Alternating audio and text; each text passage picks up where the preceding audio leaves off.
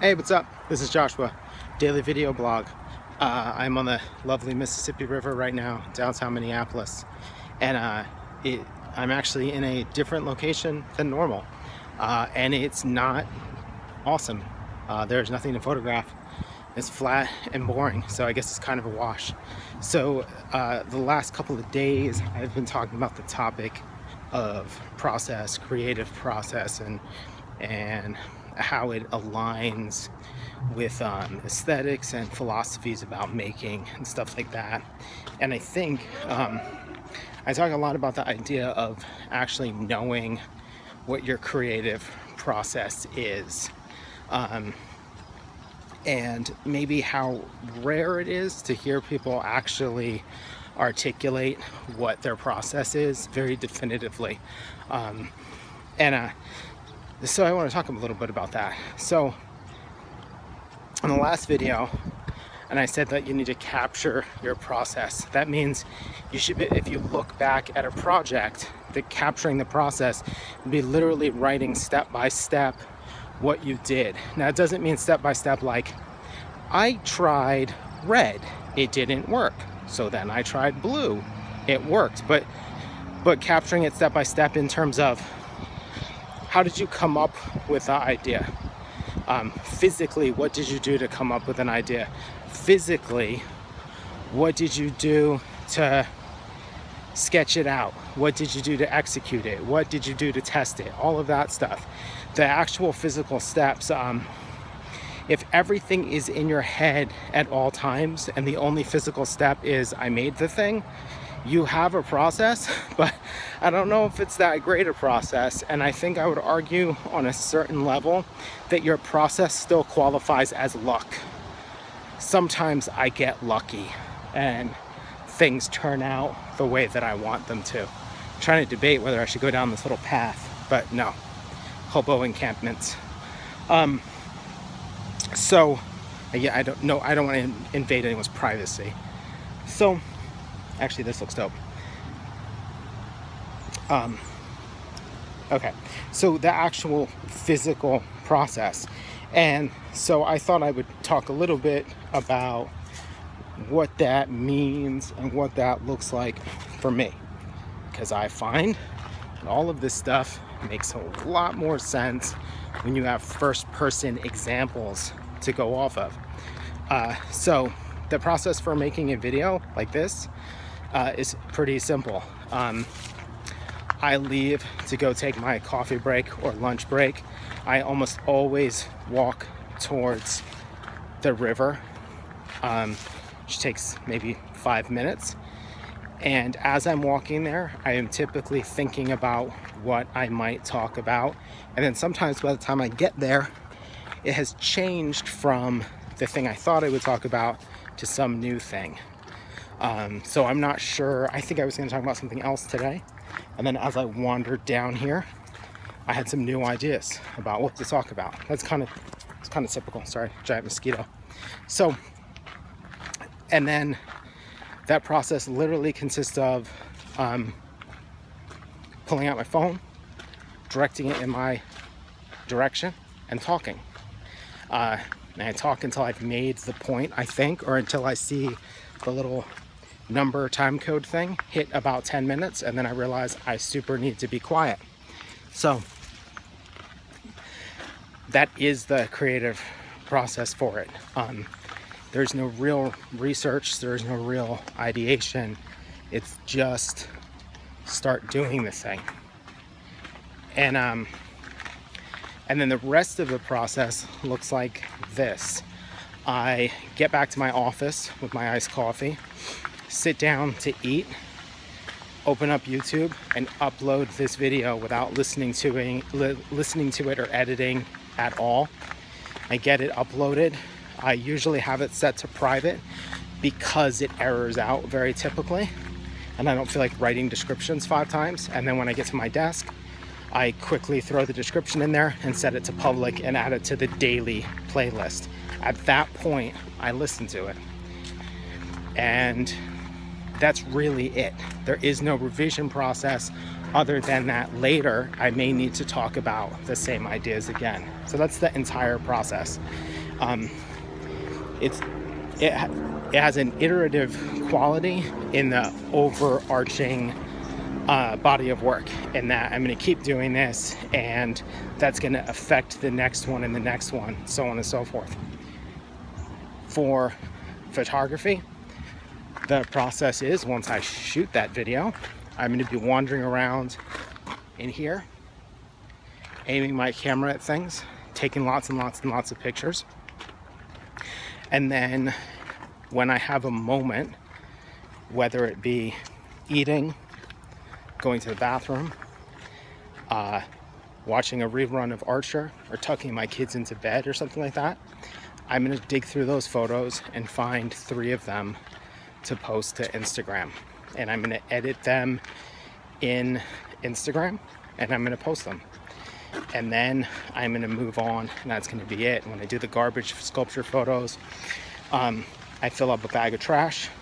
At some point I will get home and have some daylight left. Like last night, there was still some daylight after dinner, so I sat out on the front steps. I had the kids play outside so I could keep an eye on them. And then I made, God, I don't know, I think I might have made about 1,000 images yesterday. And then as I have more time, I'm going to go through all of the bursts, select the images that work.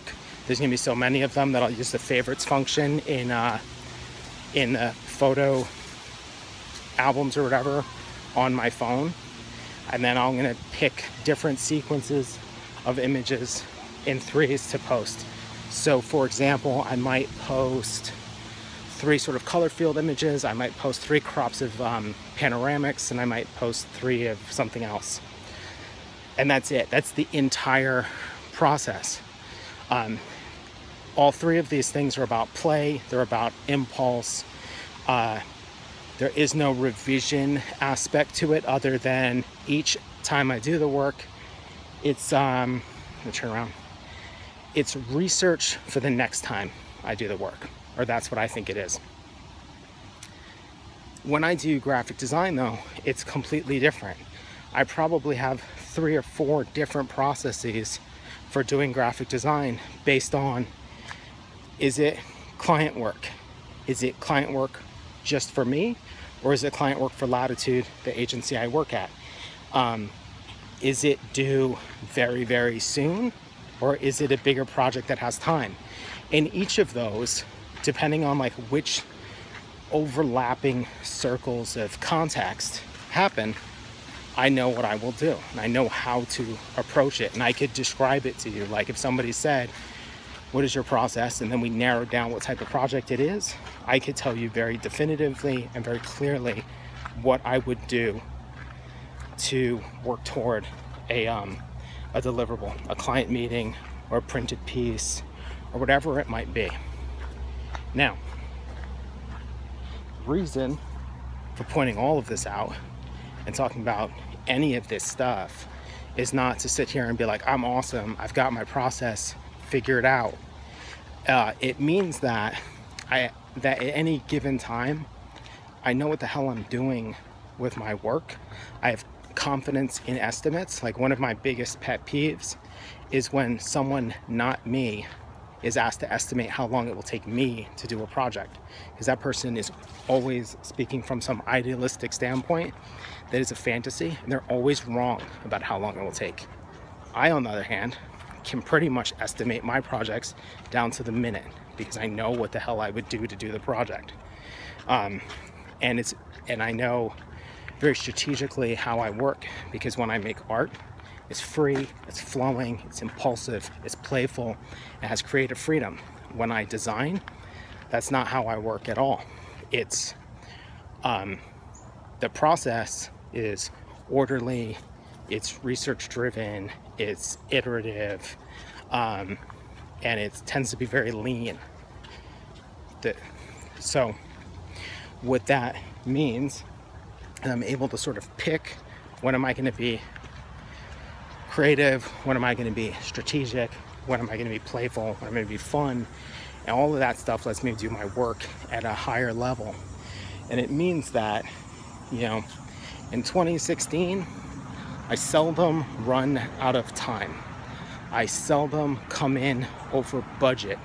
I seldom don't have the time to fix something if there is a mistake, because I've got my process figured out and dialed in. And I think one of the things is when I tell people this, other creative people, they tend to think that there is something that sort of steals the magic out of it.